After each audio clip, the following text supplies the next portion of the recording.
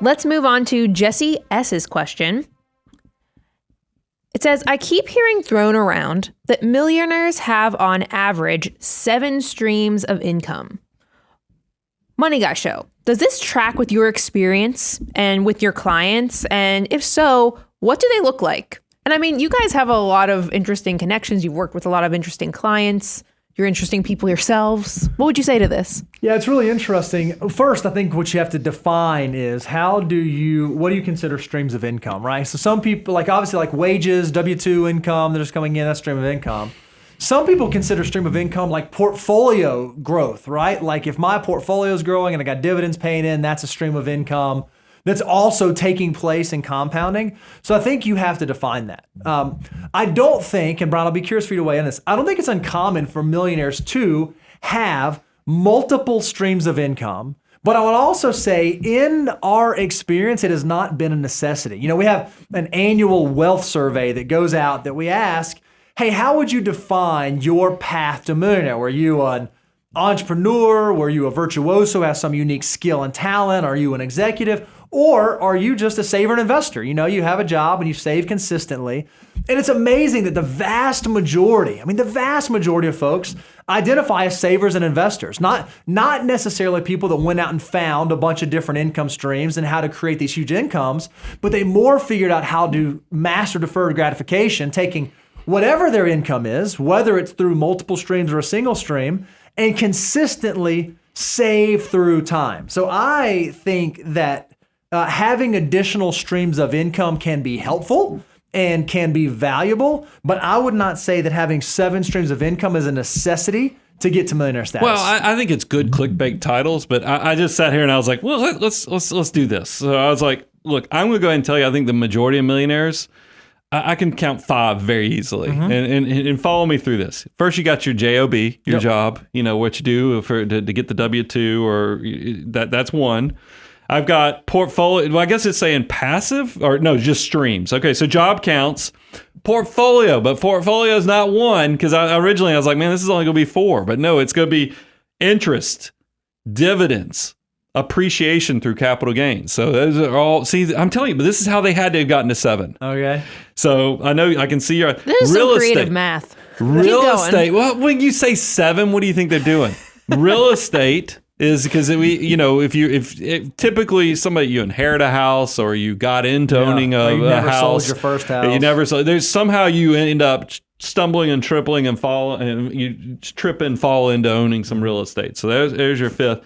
Now I thought, because we do the podcast and the YouTube. Ours is unique though. So, but I did think about that because I think a lot of people feel a lot of pressure when they see a stat like that, where that you got to have 7 streams. But this is no different because there's another book out there by a financial person that shows that they'll post a stat like our research shows that millionaires pay off their house in 10 years. Mm-hmm. And I'm always like, man, that's an incredible stat. That makes me feel like I have a lot of pressure on my shoulders. But then you go and you say, what's the asterisk? What's the footnotes on that stat? And what you find out later is that, yes, millionaires do pay it off, but this is not their first home. It might even be their second home, because realize the average millionaire is like 49 years old when they cross that threshold. So you're talking about people in their 50s who probably are in this mindset now, let's pay off all the debt.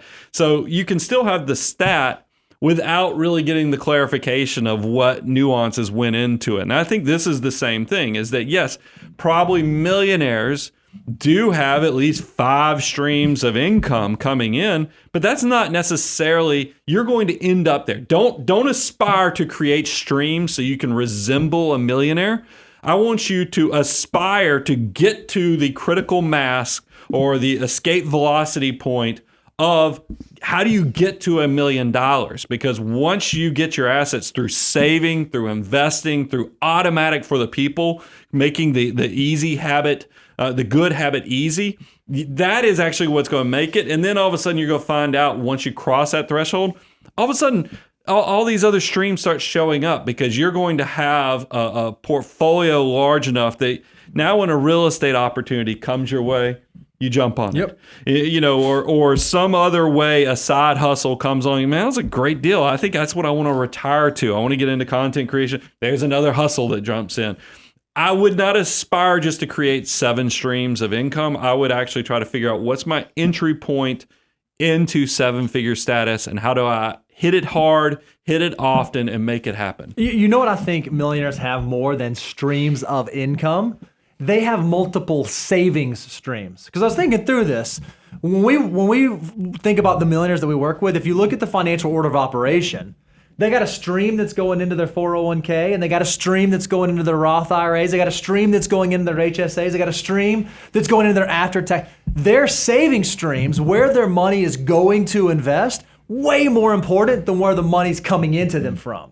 So what you do with the dollars that come to you, I think, is where the attention should be focused, not on the income that you're generating. Yeah, and if I was being honest, because I was stretching to try to get to 7, here's like my own personal self-assessment. And multimillionaires, job, portfolio, real estate, money guy show. Yep. So, I mean, that was 4. I don't see it. 7, that's why I had to get creative. And even those, you didn't have all of those at once. I think sometimes you see the millionaires who do have that, but that's because like they your built entry to point. it. They didn't the stats never tell you where this is. They looking at the results after the fact. You need to figure out how do you get to the entry point, and that's why I think these are distractions. Just like if you heard that stat on millionaires pay off their debt and their mortgage in 10 years, if you prioritize that while you're in your 20s and 30s, you're missing the boat. You've lost the point. Yeah, it's still true, but that doesn't mean that that's what you ought to be prioritizing. That's why financial order of operations, go get it, because moneyguy.com/resources,